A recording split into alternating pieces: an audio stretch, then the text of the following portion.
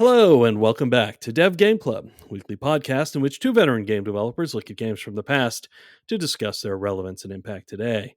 I'm Brett Duval, and I'm joined as always by my co-host, a man who knows that for every cube, there is an anti-cube, a negative for every positive. Tim Longo. When was that going to end? I wasn't sure where the I know end was. It could have gone on and on for this game. It's like, yeah, it's true.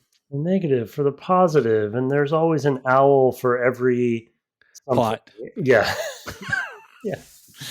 We are talking about Fez, the puzzle platformer. I've already forgotten the year, but I think it was 2013, might be 2014. Back around then, anyway. And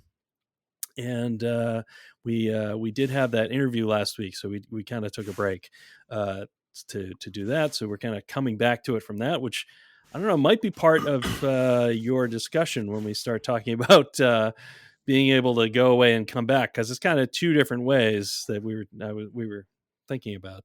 But of course, that was a great interview last week with Sean and Zach from the Interstate 76 team. Yeah. That was, you could tell that they had been, good collaborators, as I think we talked about last week. So really happy they were able to do it with us. Yeah, that was fun. As an unanticipated plug, we're maybe going to do like a Discord AMA. We're going to try it out. We've never done one before, and Sean and Zach seem to be into it. And it actually was a topic, not to derail us from Fez already, but I forgot to mention it last episode, and I forgot to bring it up as a question to Sean. We talked about it in pre-show, but Sean, at his current company, his technical director, or one of the technical people there, is also the technical director for the Video Game History Foundation. Oh, wow. So he helped build the thing that they just debuted. Months ago, the database that Phil was talking about and all that stuff. And so Sean was actually an early guinea pig, where the guy was like, do a search for your name and see what happens, on all the magazines and stuff. And so there was just a weird small world moment where he's like, oh yeah, do you know about the Video Game History Foundation? And I'm like, do I? And so he has, the reason this is relevant to the AMA is he has some old Interstate 76 ephemera that he wanted to share on the Discord. Sean did. Cool. Yeah, and he had shown some of it on LinkedIn. Yeah, exactly. Right. Yeah, I think he mentioned that. Yeah. So I hadn't seen that. I did. Yeah. He tagged us, so it kept showing up in my, because people are commenting on it or whatever, and we're tagged in it. Yeah. So.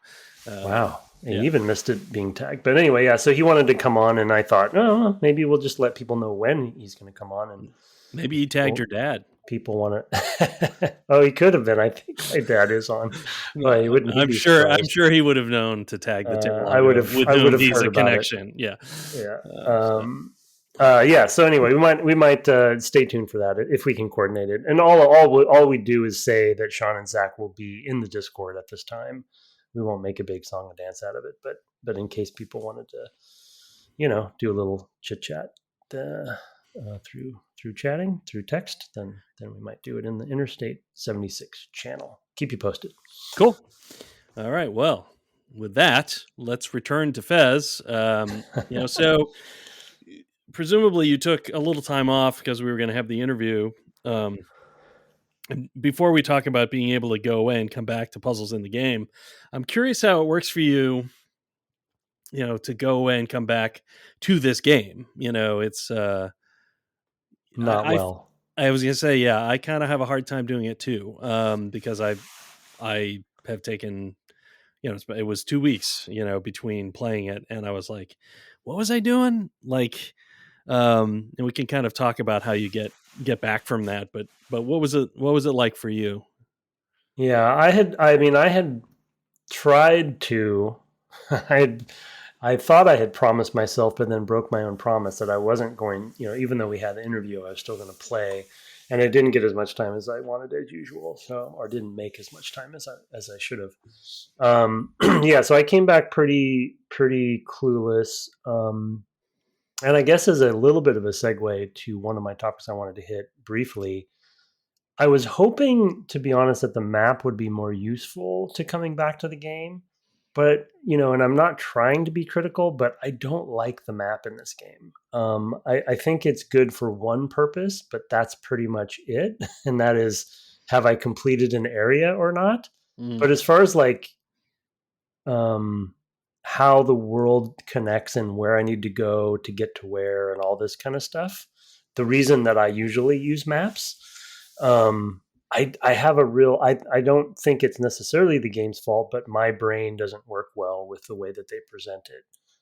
As soon as I, for instance, rotate, I have the same problem in isometric games. As soon as the camera is rotated, I lose my sense of direction, and I'm like, wait, which way is north now? Okay, so, and because you can rotate the map. So the reason I'm bringing this up is I coming back into the game, I was like, okay, I'll refamiliarize myself with the game, look over the map, look at each of the nodes, and they do have a little screenshot or something of the node, but it's not like enough information for me to remember what was there.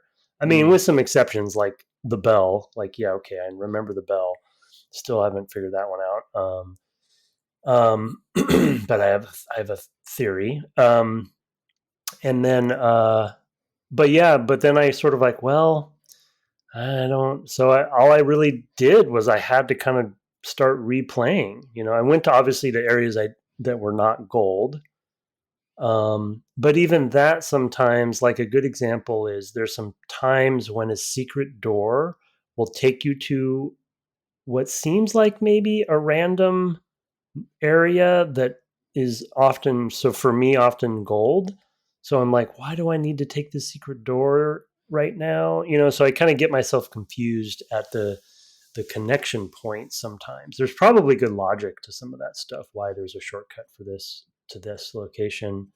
Um, and I'm having a fear that maybe I don't fully understand the way the map is supposed to tell you things. Like as an example, which I was going to ask you, which I'm hopeful is a true statement, but the how do I put this? I'm betting that the this game is just such a mind-bending game, which is another one of my topics. I'm guessing that the orientation, if you're in a level and you rotate, you know, um, 90 degrees, that you essentially are also rotating the equivalent of the map. Like is every level, every room rotation orientation uh absolute with the entire world, if that makes sense. I think you should think of it more as doors are just portals along those lines in the map, not that the rotation has anything to do with it. A Right. door is always going to go to the picture that dot shows. Like if you rotate the map, Yeah, then yeah, right. right. Um, so doing any rotations of the world or the map, like you can only go through the door if it's facing the camera. Yeah, but if I go through that and I go to the next area, is yeah, see that's why it's hard to explain. It probably doesn't matter, but I think the map might make more sense to me if it were true, if you know what Oh, I mean. interesting. But maybe it's not Yeah, true, no, they're just they're and the map thus, is a little abstract in that way. It's just yeah, yeah, this place is connected to that place. It's sort of like if you drew a map for a text adventure and you're like, yeah.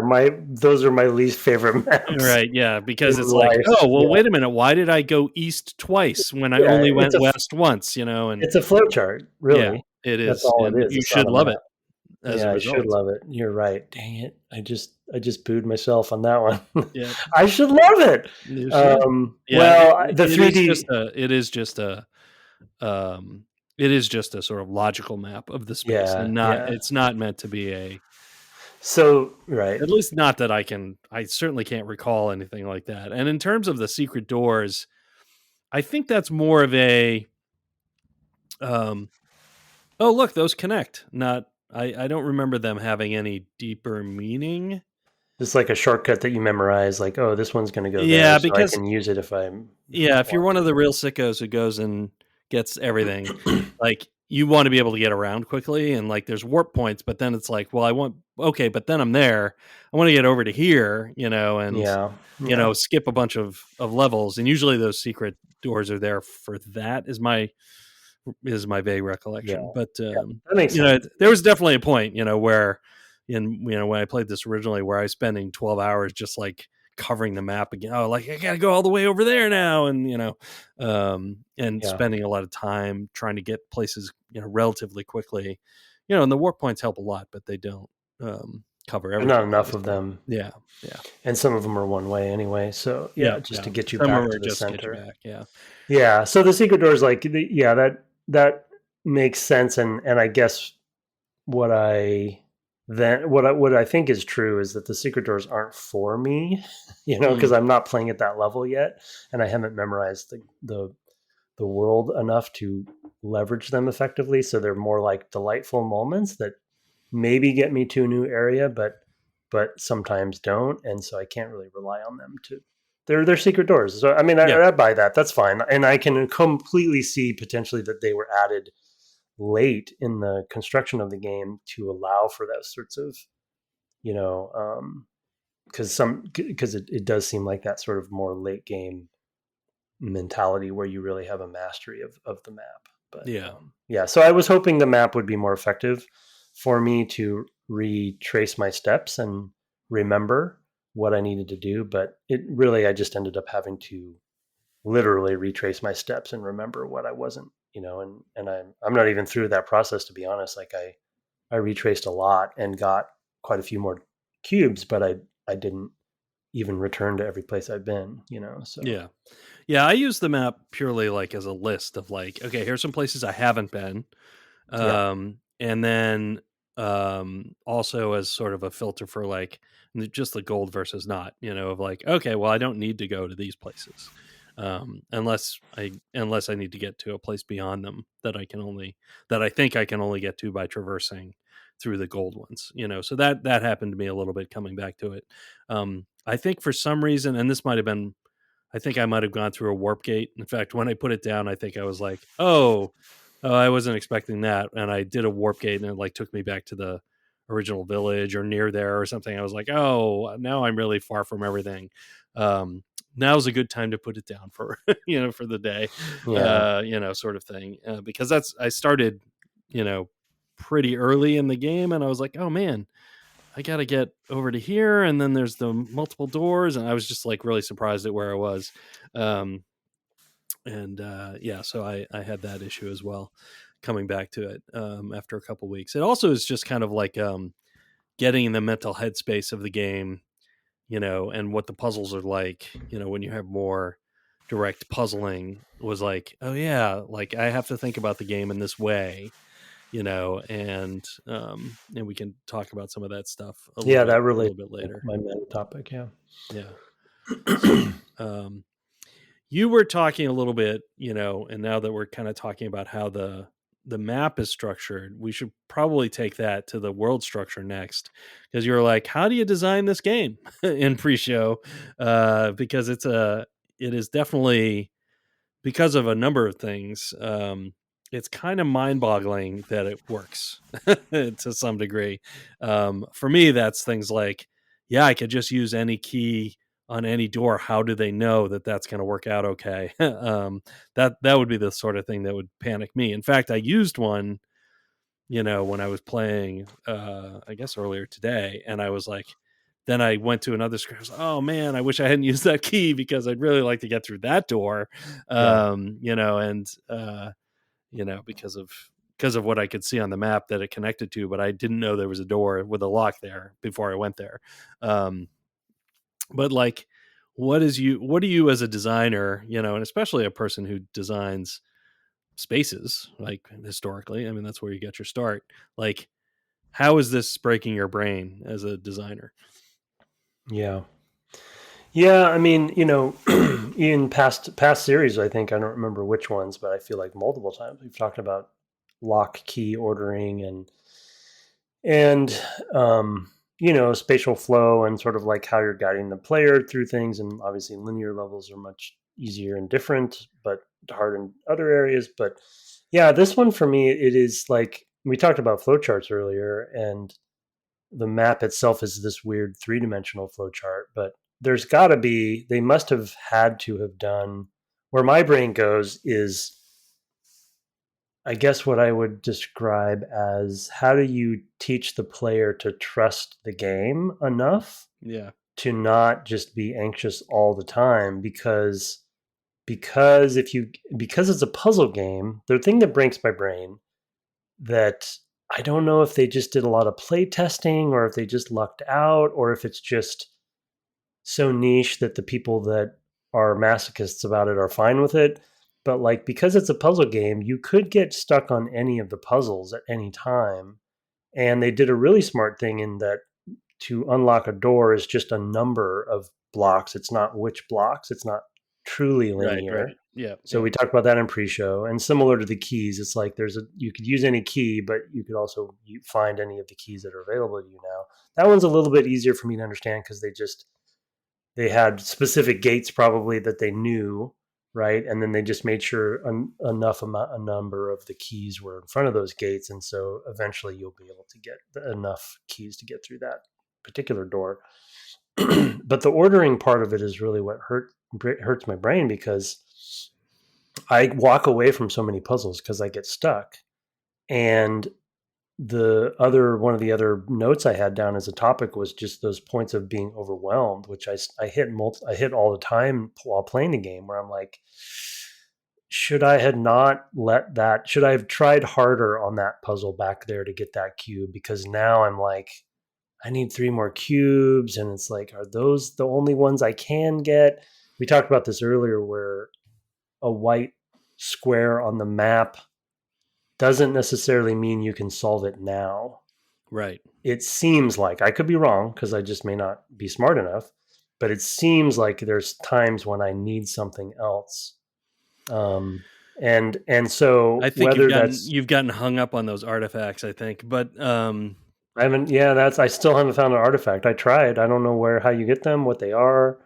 Still, I'm a little frustrated because I feel like I've been playing a while and I don't even know how to get them. So, I mean, and I think I think you can trust. One of the things that the map will tell you is like what is there. Yeah, sort of. There's a little there are sub icons. There are icons. Yeah. There's a little icon that'll tell you, oh, there's bits here, parts of cubes, or there's a cube here, or there's a secret here, which is a little question mark, or but the secret could lead to other stuff, right? The secret could lead to yes, I suppose, and you don't know what's in the next one. Is kind of my point, right? It's like, the secret's a good example. Should I work on this secret and figure this secret out? By the nature of it being a secret, I think it's optional, but maybe it's not. And so, is the cube I need or the key I need beyond the secret, which they don't tell you? Do you know what I'm saying? I see. Yeah. I mean, my recollection is you should trust probably even more that you don't need to even necessarily go through the secrets to finish the game. Now I can't. The secret doors, you mean? Right. Yeah. Or whatever. I guess so whatever what the secret is, like, that's. I can't 100% say that because it has been, it's over 10 years now. So like remembering things that specific is very, and I don't remember games as well as you do. So yeah, which is just a very weird thing, by the way. I know I know. I guess I know where my priorities are. It's clear. It is very clear. I can't remember my anniversary, though. That's easy to remember. But. Yeah. Well, you both forgot, so it's good. That's right. We did this year. You did. You both forgot. You even forgot that you forgot. That's where we are. Yeah, exactly. I can't wait to tell Jen that one. Yeah. So guess what I just forgot? I forgot that we both forgot. Yeah. So I don't remember, but like this is a game that I trusted a lot with that stuff, and I wanted to solve the puzzles right? The secrets and all of that stuff, but I don't know that it was necessary. It was just kind of like, yeah, I mean, it's gamer brain. You look and you're like, well, there's a thing I don't know. How do I do Yeah, it? yeah, yeah. I Um, feel like the way and you play. I do think you have all the information to solve them. It's just, like I Yeah, said, there's a layer of the game that is like gonna be invisible to you, and there's gonna come a point where, I mean, or not.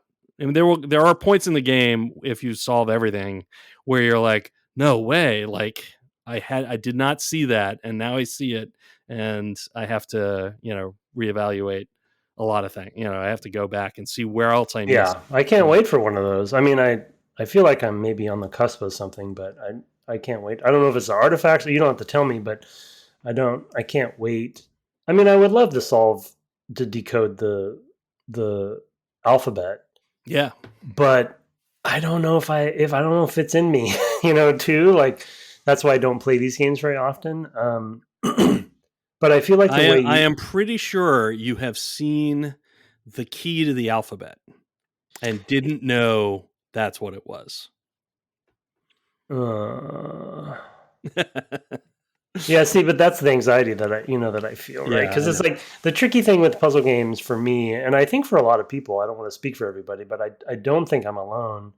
And the reason that I think that how do you design this game question came up for me, but I think for both of us, that is ironically a really wise choice for a puzzle game. That I'm trying to think of another one because I didn't play the things like something like The Witness, which I don't think is linear either, right? You can play those in different orders at times. Yeah, it's not linear.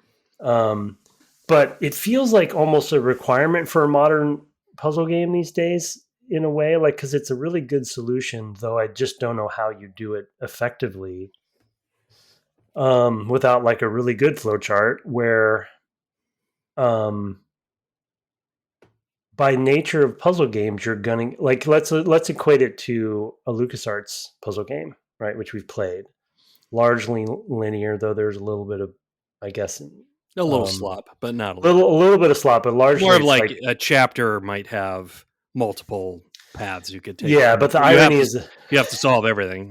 So that those actually can throw you off quite a bit too because of yeah, the slop in yeah, those cases. But that's a good example of like very traditional. Like okay, I am stuck on the rhinoceros and the wax lips. yeah. It's I don't very know what to do. text adventure-y. Text Adventure is a good example too. We played that too. So for me, traditionally, that's when I stop. Right. I think I told the story when we played Space Quest of the bar scene where when I was younger, I stopped because I was like, I just got stuck and I didn't play it for years, 5 years probably. And then I finally went back to it and you can go listen to that episode for my Yeah, revelation there as a child where I was like, holy crap, it was there all along, kind of thing. But I did put the game down for 5 years. But here it's like an open world game or whatever. It's like, oh, I'm stuck in an area. I'm just going to leave and go do another area. yeah, It's brilliant. And the doors, when I see, oh, okay, I can get it. I'm at the 32 door, so it's a little overwhelming because I need so many, to yeah, get through that door. But the previous door is like 8 doors, 8 cubes. That's more manageable and less anxiety inducing because obviously I can go off and do. So that structure is really amazing, but it's more of just the planning of it, of like making sure that like say for instance, I don't know if they did this, of course. I won't be probably watching the movie, so maybe they say it in there, but I'm assuming that they sort of classified puzzles in a say t-shirt size, easy, medium, hard. Well, not t-shirt size, but difficulty. Yeah, difficulty wise, right? It's like okay, we need at least 8 easy puzzles on the side of this door. You know what I'm saying? And then mm-hmm. we have or a mixture like 6 easy ones and four, just to have some overlap, four medium and then 2 hard ones. It's like between that, people should be able to get through the 8 door. You know what I mean? Right. And let's orient them so that the easy ones are easier to get to. But then if you get to the harder ones, you feel like a bad because you got a hard one as one of them. So that's such. So I can kind of imagine how it's done, but it still breaks my brain on the planning of it and the I guess playtesting and iteration side of it to make sure that the difficulty is appropriate, because luckily they had that structure so you don't get hit these wall puzzles. But on the flip side, the overwhelming point that I was making was when I don't, like right now, I think I have 24 cubes and I need 32 to get through that next door. And I'm at this point where I'm like, oh man, I know all the rooms that are white. I've been looking at stuff in there and I'm just like, I'm not feeling good about any of them, you Mm, know? mhm. And and so now if it's like almost like I've hit a macro wall or something, to make up a term, if Yeah, that makes yeah. sense. Yeah, no, I get it. I mean, there's definitely, um, moments I think like that in any puzzle progression, where you come up against something and you're like, I mean, something like The Witness or the games You're like just that. playing the blueprints, right? Is that an Yeah, it's kind equative? of it is sort of. I mean, there's kind of a grand puzzle. It's it's hard to equate that one because that one is very. Um, it has this like you're placing down these rooms. You're making well, you're not placing them down. You're making a decision about what room you're about to enter, and you're like, so you kind of always can keep doing stuff because you can always like pick new rooms you haven't seen yet, like, and you're always like you always feel like you can get more information and even revisiting rooms you've been in, you might have more information from other things that you've discovered along the way, notes you found or whatever, or just connections you've made yourself Hmm. that you and so it's a very different. I mean, I would love to play Blueprints with you, not probably for the podcast, but just like to see, how I've you. still you've described it a few times, and I've seen the buzz about it, but I still cannot understand what that game is, Yeah, I know. I mean, it's very hard to describe. which I think is a good thing. Yeah, Yeah, yeah. you No, don't. it's its own thing, and that's kind of amazing. Um, but but yeah, so it's a game that you always feel like you can make some progress. But I was gonna analogize Fez to like The Witness, for example, where you can kind of go through and each section has like mounting, puzzles with kind of mounting difficulty, and each area kind of has like a theme. Some of them work with the physical world around you. Some of them use something about the lighting. Some of them used, I mean, just like literally things you can see from where you are. And some of them are purely logic, like if you follow this, then the next one is a more complicated version of that. And these are puzzles where you're like drawing paths through these grids, um which is fine. It's just kind of an abstract puzzle. And that's like the game, is those abstract Yeah, puzzles. no, and I knew that about that game, and that's literally why I'm not playing. I don't Yeah, yeah. I think mean, I'll ever play it. that one's not for you. But you do, I think, get to a similar point where it's like, okay, well, I've gotten as far as I knew how to get with each of those puzzles up to a certain point with each of those kind of like areas. And Mm-hmm. then I got to a puzzle where I'm like, I'm not following the logic. Like this next step is a too big a step for me. And so I'm stuck on this one. And you'll be like, well, I guess I'll go and come back. But there comes a point where it's like, well, that's all I have now is those. Yeah, And exactly. what do you That's do at right. that point, right? Right. And the puzzle game designer would say, well, you just keep working at it. Like you keep, thinking about it. And I think what most players say is, okay, well, I'm done. um, Yeah, you know, the yeah. fairness balancing of that, right? Because it's so different for different players. Yeah. Yeah, yeah. Yeah, I mean, it is, like I said, I mean, this is like this game's an all-timer for me, but that's not going to be true for even every puzzle player. That there will be people who like, I don't really like the platforming, like some of the puzzles. I mean, when we say puzzle here, some of it is navigation puzzle or action puzzle. Like you're jumping and it's like, okay, you actually have to spin the world while you're in the air so that you'll land in a place, you know, that you've spun to while you were in the air. That happens, right? So there Yeah. is like an action puzzle aspect. Some of it is like a working with the world kind of puzzle. Like you mentioned, like the screw that you had to turn the world in Yeah. order to I turn the love all screw. that stuff. Yeah, Yeah. Yeah, those Okay, cool. environmental puzzles are more like Myst, really. Most of the time it's like a physical thing. It feels like tactile in that way of like, oh, I actually, my character went and did a thing to the world directly, not like with this, turning the Or even a little Tomb perspective. Raider sometimes too. Yeah, yeah, yeah. That's kind of what the navigation stuff I was thinking of was like, jumping. I mean, and even some of that is just like, how can I get to that spot? Like, oh, I can turn and like, oh, now I'm in the corner. I can get close to that, or now this platform has come closer because I turned the world. Whatever. All of that stuff is all kind of the first class of puzzle. But then there are some puzzles that are just purely um, like exploring what the mechanics are of this very specific puzzle. And I had a series of steps that I wrote down of like solving this was an anti-cube puzzle. So these are a little tougher. And these are the purple blocks that last time you were like, are those special in some way, or is purple special in some way? And um, there are rooms where there's like the terrain is based, they're little islands, and the islands are purple, sometimes with the green and stuff for accent, just like, oh, you can jump here, or you can climb here. But learning how to do a specific purple block puzzle was like this series of steps for me. Of course I did this 11 years ago or whatever, but I'm doing it again. And I was like, okay, I can't come in here. There are 4 blocks. There's like one on the lower level of the island. There are 2 up above, and then there's like a big statue that's part of the center, a square, a cube statue in the center, and then there's a block on top of that thing as well. So I go into the room. I'm like, well, if I leave the room, the whole puzzle resets. All right, that's my first thing I learned is like I move some stuff around and I leave and come back and just go in and out of the door, and the whole thing resets to exactly as it was before I came in, before I changed anything. So I'm like, okay, everything I need to know to solve this puzzle is in this room. Mm-hmm. Right? That's the first thing I learned. That was the first thing I tried when I'm like, I did a thing. I'm not sure.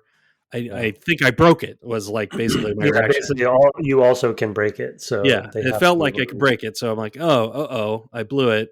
It turns out in this particular case, you can't break it, but I had to find that out. So that's more in my exploration. Like, okay, well, if I push this block off the top I can push it onto another block, right?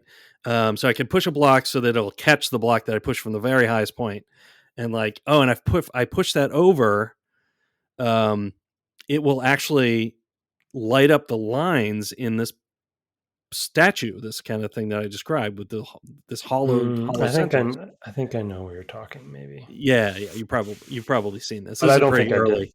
Yeah, Oh, maybe this is the anti-cube I got then. I don't it know. might Keep be. going. Keep going. Anyway, so that was the next step, and I'm like, okay, but I have these 3 blocks. But then I have this other one that's way low down. There's no way to have that be on top. And anyway, if I had to stack them, then there would be a last block that I couldn't stack, right? Because I had nothing to stack it on because I did something with the other 3. And this block would kind of get locked into the statue. So I'm like, okay, that's the key thing.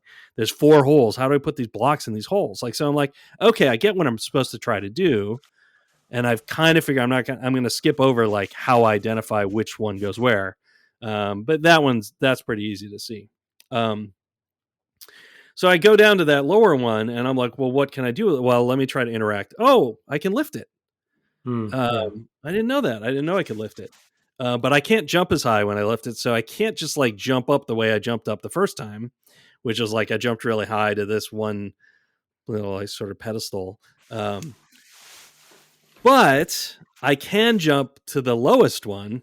And then it turns out that if you keep turning the world around, like the next one that's either in front or behind, what you're standing on is just 1 block higher. So you can actually like stair step up. Mm. But then I get up there and I try to jump to the main platform and, I can't make that jump. And now I'm back on the bottom again with my square. And I'm like, oh man. So I get up there again. I'm like, well, what else can I do? It turns out I can throw the block. Oh, I didn't know I could throw the block. Well, if I can throw the block, I can throw them up high enough to get them in the holes. Right. puzzle solved. Like Right.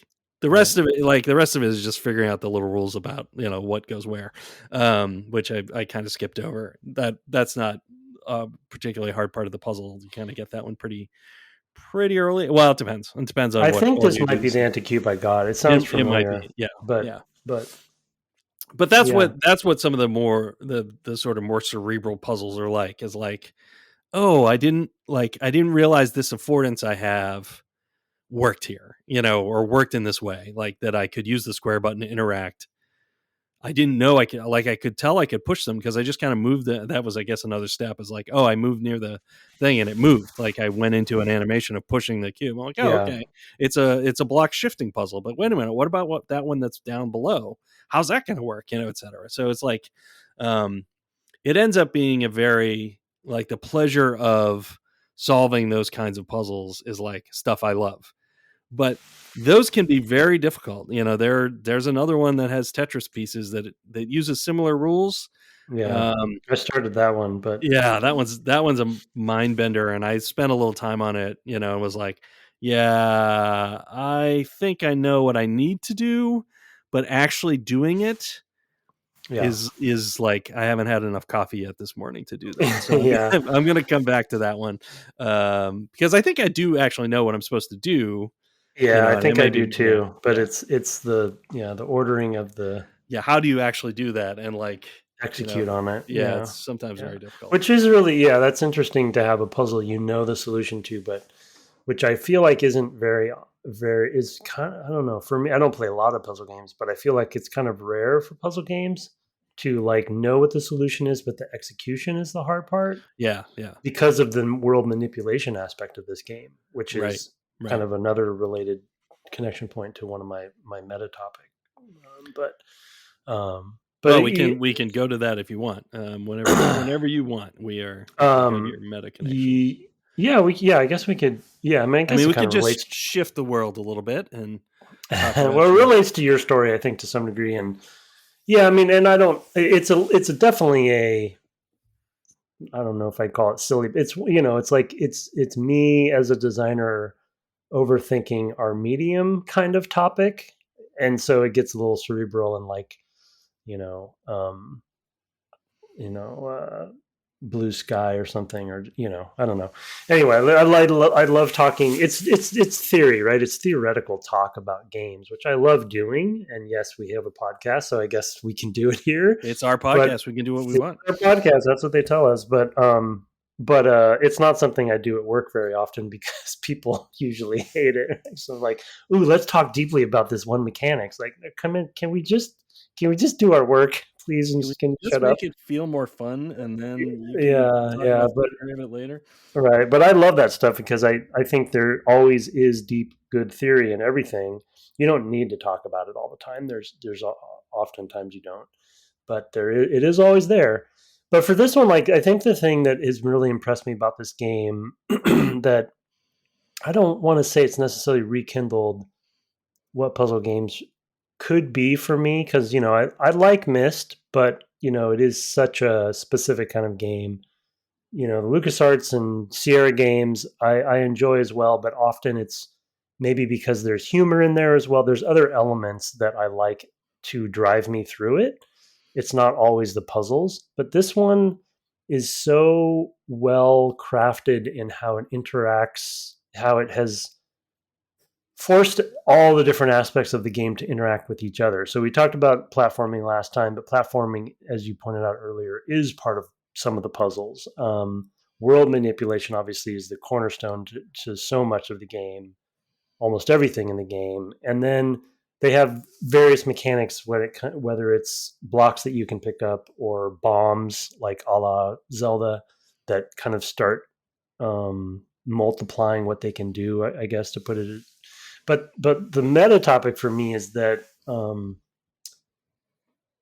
is about the medium, our medium, more than anything. Is that and I think you might give me a pushback on this for books, but one of the things I love about games because of their interactive nature is that, especially games like this, because I think this is really maybe one of the best examples of it, is that because you are in the driver's seat and are asked to be the one to, I guess, move something forward. I'll say vaguely. Could be a puzzle, could be an enemy, could be anything. That it forces you to perceive the world in a different way based on the rules of the systems and mechanics of the game and the aesthetic sometimes, as we've talked about, MDA, blah, blah, blah. And this game is like the whole it's almost like it's a metagame commentary on gaming, which it sounds like was Phil's kind of whole point to some degree. It's like, I guess he had opinions about things and wanted to make a game. And so it's so cool to me that it's a game about perspectives, Yeah. and the player can manipulate the perspective, but it is also the game. The game is the perspectives. You know what I'm? Do you see where I'm going with it? It's like it's this layered thing, and it's, I think, the only medium you can do this in, other than maybe, like, I don't know, like something real world manipulation, like a physical puzzle with your hands, is the video games, where it's like that this game, I think, exemplifies what the medium can do. Again, I told you I was going to get highfalutin and silly about it. And then the game is also about perspectives and manipulating them. So it's just really cool to me that it works on so many different layers, and whether he and they planned it this way or not, or whether it was a nice series of happy accidents or what have you, it really is a very, very special game, and it makes me almost proud to be in video games because of how special they can be. And this, Yeah. it's just it's like tied up with a bow. It's like a little gift, or a big gift maybe, but it's a gift to the medium because of how it's designed. So I don't know. I could go on and on, but that was kind of the like aha moment for me with it, of like, whether I'm good at puzzle games or not, I at least had that feeling. Yeah, no, I mean, I think all that's well said. I mean, there's a reason why this one's an all-timer for me, even if, I can't recall tons of details about, especially as the game went on. I can just remember, feeling like really well cared for, as a player, as a Yeah. puzzle player, right? Obviously, as somebody who really enjoys the intellectual challenge, that I sort of just was describing, but also that that there was so much more there than I realized when I started, and that's actually, I think, one of the similarities. We were talking about blueprints earlier. I actually think that's one of the similarities of that game, is that there's there were things that I was seeing in the game and had not worked out. Mm. I worked out one part of a pattern. Like, I'd seen a pattern. I had been seeing this thing happening again and again, and I just was like, I would look at a thing and just did not know what it was about. For those who have played, this is about the pictures. And for those who have played and know what that means, just to so the people who have played the game and know what I'm talking about have an anchor. So I'd seen that, and I had actually worked out some relationship in these pictures. But what I hadn't worked out was that there was another layer of relationship with the pictures in the world, Mm. and that was communicating another layer of information. And I was like, who does this? That was my moment of who comes up with this stuff? It reminded me a lot of, I don't know if you ever played, I think it's called The Fool's Errand, right? It was Older Mac and game. Mac Yeah. and Yeah. PCs in the I, mid '90s, early '90s, maybe. I think I probably started it and dabbled, but didn't. Yeah. I also finished that one, and that is a very hard game. And I recommend it, but it is it is fiendishly It's difficult. an adventure game. It's an adventure game. It's all surrounding, all the puzzles are kind of surrounding the tarot. Didn't this come up? Didn't we get an email about this when we were playing King's Quest or something? I Yeah, feel like it we came may. up. I do think it came up, and I think at the time I went and looked up, and there was a new one. a new, I'll actually, I have the email open, so I'll Fool's search. Errand's a good name for a puzzle game. Yeah. Oh, it's a great game. In fact, I might have. Well, it's not coming up in my search of the email. So if we did, Yeah, maybe not. Maybe not. we may have just mentioned it, and it just kind of came up. It's another one like this where you're like, oh my god, all of that ties together. How? Like, how is that possible? Like, and I feel like I sometimes feel playing a really well made one of these sorts of games like this was somebody who took a pile of blocks and reconstructed a Jenga tower from it. Like, not Mm-hmm. just set it up the way, but like set up the actual tower, just kind of looked at all the blocks and like, well, I could just put these all together this way, and we're trying to work at it in reverse, but it's like, I don't know, a forest of Jenga towers. I've lost the metaphor. The point of Jenga is that it falls down at some point, so I don't know if that's the best. It's okay if my metaphor falls apart then, Yeah, right? there you go. Oh, there you go. There's the meta commentary. But yeah, I mean, it does, and that's why I sort of, my recommendation is like, it's okay, trust it, and maybe don't worry about the purple ones so much because you need the yellow ones to get through the 32 door anyway, and like something happens when you get through that 32 door, that is a big event, right? So it's a big deal to get through that door and and have something, and kind of the game kind of communicates more directly with you at that point, I think. Is my recollection. Okay. So yeah, well, I'm looking forward to it. It does feel like a significant event. Yeah, so I'm looking forward to it. Yeah. And I actually, you helped me, your response to my meta commentary helped me reminded me of something I forgot. One of the key points I forgot in mine, which was because this game works on so many levels. It's, games are good. Games are, they're not the only medium, but they're probably the best or one of the best mediums at forcing the audience to use their perception. Again, it doesn't have to be a puzzle game or an adventure game. It can be an action game and be the one to motivate path forward. I mentioned that. But the other side of it is that games, force you to, a lot of games force you to recontextualize your perception because especially games like this that are maybe more artistic or not a traditional like story-based game like Uncharted or something or Last of Us. So even that though, they do change your perception because it's in a different setting or whatever, in a different context. But this game so fundamentally asks you to recontextualize what perception means, which again, I told you again, cerebral. And what I mean by that is like, whenever I play the game, and this was part of my problem coming back to it with too long of a time between the last session, again, the way you played it originally, I think is the right way to play it. Burning out from your video game development career and taking a year off where you basically sit on the couch? Okay, yeah, you should do that, Tim. Well, I mean, you said I think you played it within a 2-week span or something. Yeah, I played it, in a matter of a few days. Like my completion time is something like 25 hours, 20. Yeah, it was like a day, an hour, and some minutes. And I did that all in the course of 4 or 5 days. Yeah. So maybe that's a little extreme, but the added difficulty because of it's such a perception based game is when I play this game, and I think any good game like this, I have to retrain my brain to think differently about everything, right?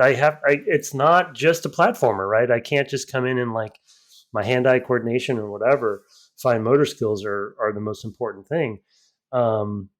I have to rethink, like rotating the world. Like the simple example I'll use is for the first like half hour playing in the last session that I played, coming back to it, I was trying to make these jumps and forgot I could rotate the world. You know what I mean? Yeah. It's like, oh yeah, right.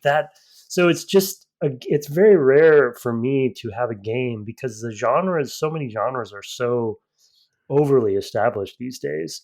It's so rare to have a game to come in and force you to rethink how to perceive everything, and I think there's such a feat And you mentioned in pre-show Metroid, and I was going to use that example too, or I'll just say Metroidvanias in general because I'm so deep into Hollow Knight right now, and that is one of my all-time favorite games now. But the thing about perception in that game is that though it is a brilliant game, the structure of it I know very well because it's one of my favorite genres. And so, like when I hit a wall of some kind, I have more confidence that I know there's going to be something later that will allow me to overcome that. You Mm. know, and so because the structure is like, yeah, okay, this is a locked area until I get an ability. Blah, I know the drill.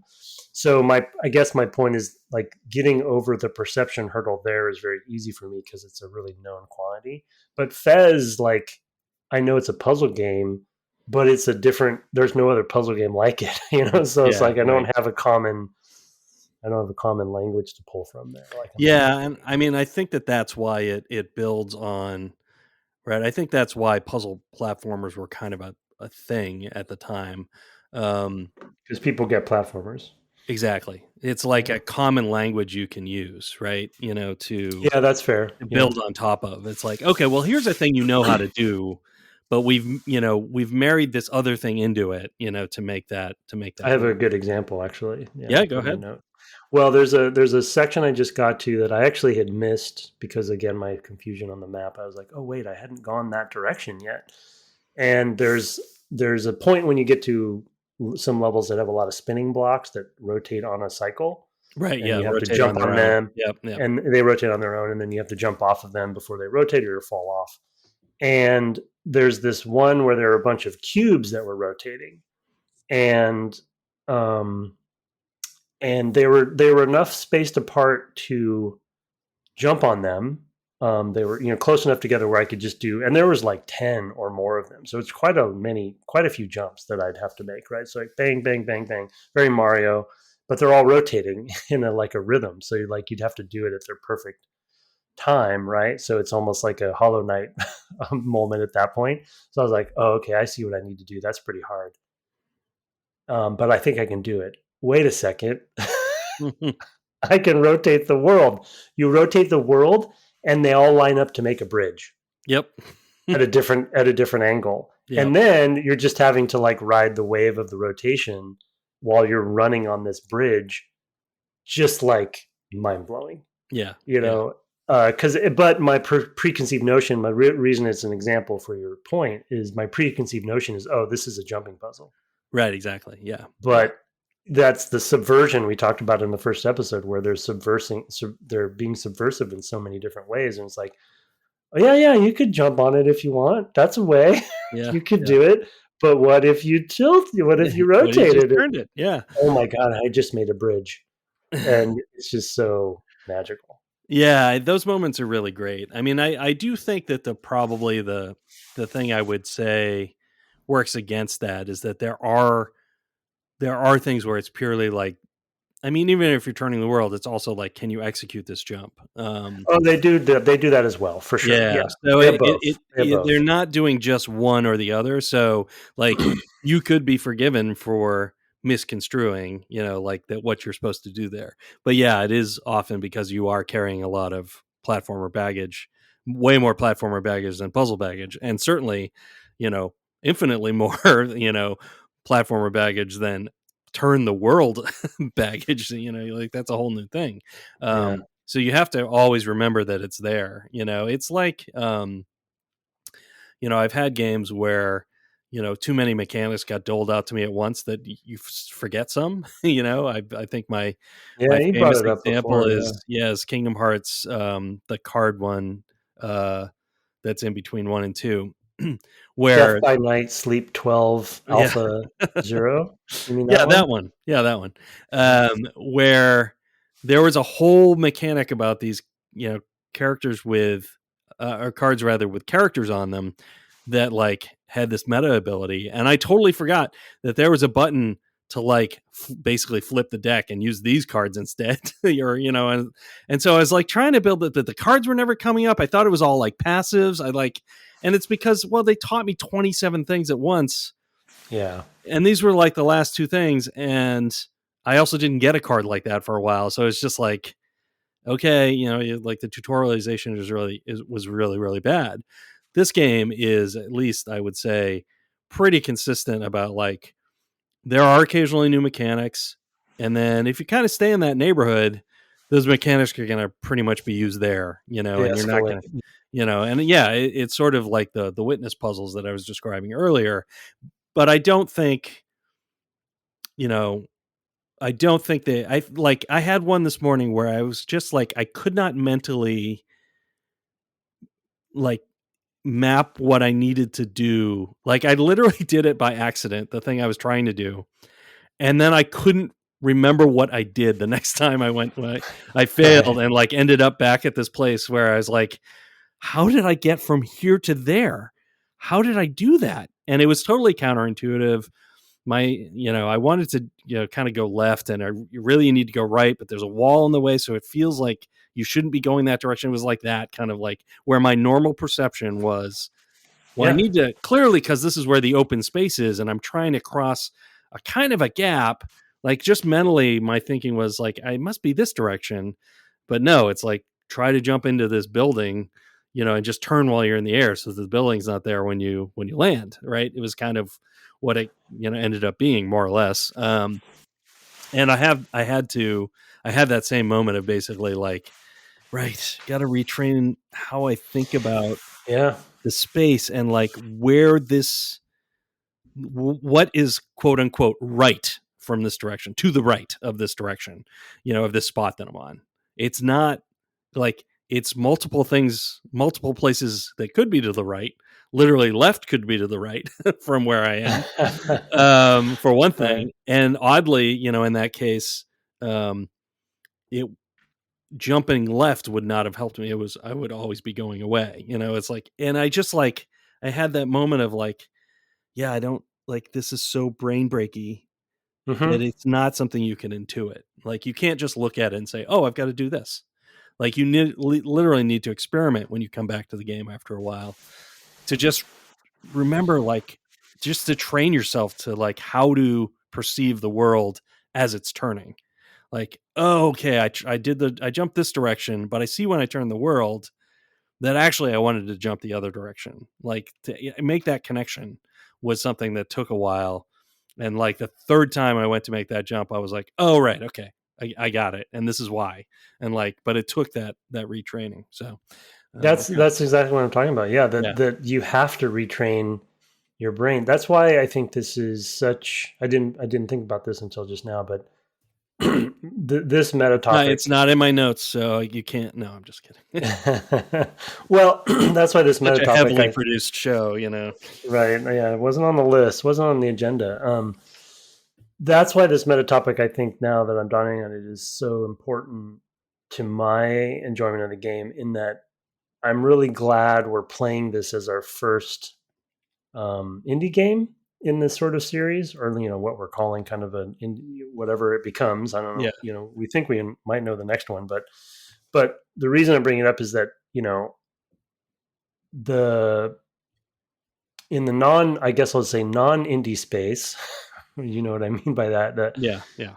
that there's so much risk aversion, and there's so many predetermined genres and how those genres should work, that any innovation in those games is very minimal and low risk focused, right? Like, yes, you might get a new innovation in a shooter at some point that does something kind of neat or different, but it's probably not a fundamental thing. It's probably just an additive thing, right? And the indie games have had such a great track record of being able to do some of this stuff in extreme ways. And we've talked about subversion in this game and kind of playing on those expectations, whether it's platformers or puzzlers. But that point of just like having to retrain your brain completely differently for this game, um, I don't know if it could only happened in the indie space, but I think maybe it only could have happened in because it's such a big departure, and they're doing such a good job at using those preconceived notions that at least I'm bringing in. They got the other example in that same section that I was just talking about they have those traditional, I think they're both in Mega Man and Mario, those platforms that are on tracks that kind Right. of Yeah. move. But then what happens when you rotate and then the tracks connect in different ways? Yeah. Yeah. It's like, what? Yeah. You know, It's and amazing. Yeah. yeah, it's totally amazing, but And it's then there's a timing element of like, oh, I actually yeah, need to yeah, be on the upper half of this and then rotate it back so I can go even higher, because yeah, there's another track 90 degrees away that this is going to extend further up into if I time it right. So there are times where you're doing that sort of. It's not super precise. It's more making the connection that's important. Like it's not hard to actually do once you realize what you need to do. So it's not a platforming difficulty challenge, but it is a mental like, oh, where else can I go if I rotate the world at the right time? yeah, Kind of yeah. way of looking at the world. Yeah, it's real special. So, all right. Well, I guess we will, since we're at an hour now. I guess we'll put a pin in it there, and we'll see how far we get for next week. I am not going to get all 100 and what is it, 67 cubes. I can't remember. 200 and I thought it was 200 It's and something. 209.4%, 0.4%, but each cube Do you uh is a do the certain percent. do the mail next time? No, we can do the mail now. Let's just do one of them, and then we can do the other one next time. Oh, You you do have one yours. too? I had one too, but yours is quick. There's not a deep thing because we just want to clear up your miscommunication from last week. So this is aimed at you, sir. Yeah, yeah, yeah. No, I think I botched that somehow. Okay. Yeah, real quick. It should be a fast one. Fez completion percentage is the subject from Colin. Greetings, Brett and Tim. Colin from PA here, in parentheses, real name. I'm not afraid. Yeah, from PA. I think that's a French From French. PA. Yeah, from PA. Colin Colin from from PA. PA. Yeah, Colin, give us your last name. Oh, we'll see. Okay, from PA is your last name. I just wanted to write in a potentially pedantic point about the 7% completion rate. The 7% reference is actually the 100% all other achievements earned number. For reference, here's a percentage earned for the regular end kill screen and 100% sum total. So PlayStation 12 and 6. 12%. 12% reached the regular end of the game And kill screen, and yeah, 6% got all 100%, all the trophies, the platinum. yeah. And then Xbox is 30% and 15. Interesting. Okay, that's higher. And then Steam was the one I was looking at, which was 16 and 7. Yeah, Yeah, I'm a yeah. bit of an achievement hunter, having earned about 40-ish platinum trophies. I don't know, Brett might have you beat. Yeah. I ha- Hold. I have I of course, because I knew this was here. I was like, well, I should look. I have 68. So yeah, Oh, Colin from PA, you better going from up, PA. up your game. From my experience, 7% for full completion is about average on even slightly above average compared to other games. Yeah, and I looked up some afterwards, and I think Colin's right. I was thinking that was a low number, but it's actually pretty good.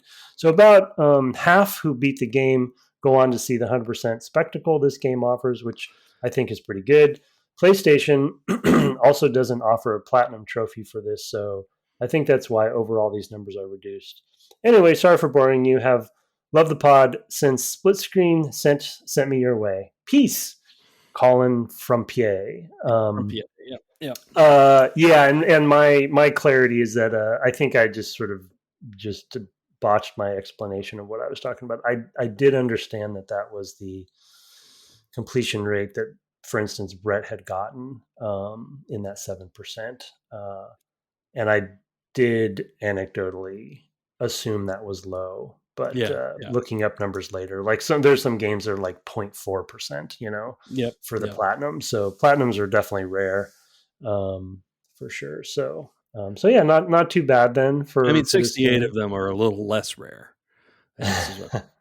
Yeah. But thanks for that clarification, Colin. Yeah, for if anybody wasn't clear on that from our discussion a couple of weeks ago, worth clearing that up from our Front PA faction.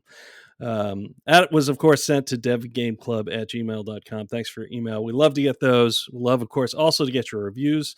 Go up and throw us. We think a 5-star review is appropriate on whatever platform you use. We've been talking about platforms all night, so I'll move right along. We're on the web at devgameclub.com.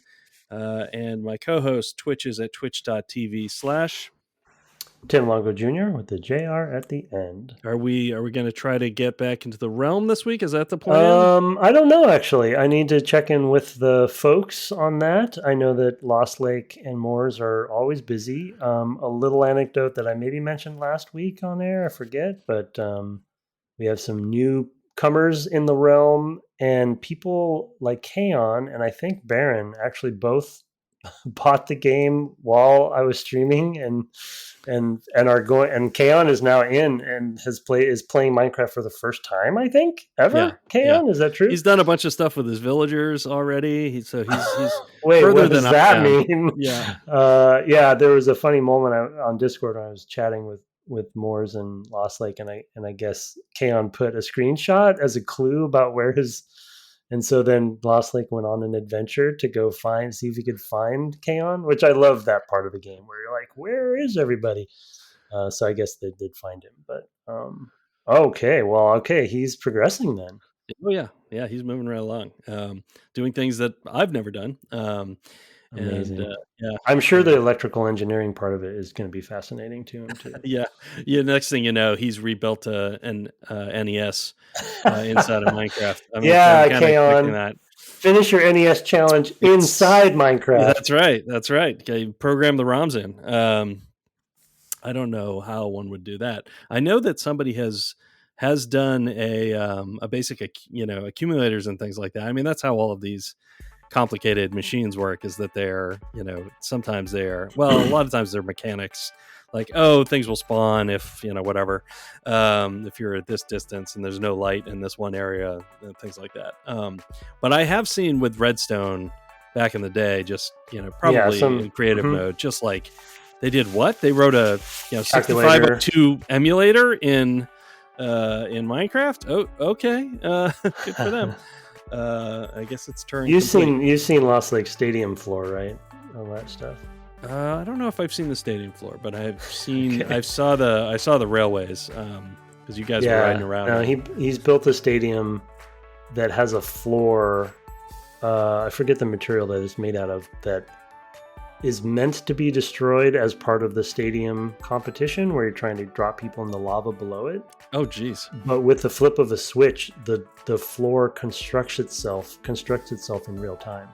Whoa. And fills the holes in like it's growing or something. But it's using redstone and all this weird stuff below the floor that you can't see. I don't know. It's wild to watch. Yeah. Well, you can, maybe check that on his Twitch channel. We also have a Discord. Sometimes they announce that they're going to be streaming and playing in the realm in there. There is a link in the show notes. Our intro and outro music was written and performed by Kirk Hamilton, commissioned by a friend of the cast, Aaron Evers, and our logo, that Discord, our merch store, all by Mark Garcia, who actually, little note here, Tim, Mark submitted his first little game app to the phone stores this week, or really a week ago, something like that. So you can, stuff like that is the sort of thing you can see in the Discord. It's a pretty welcoming community. Have fun keeping your cubes and anti-cubes separate this week, and good night. Wait, why do you have to keep them separate? Good night.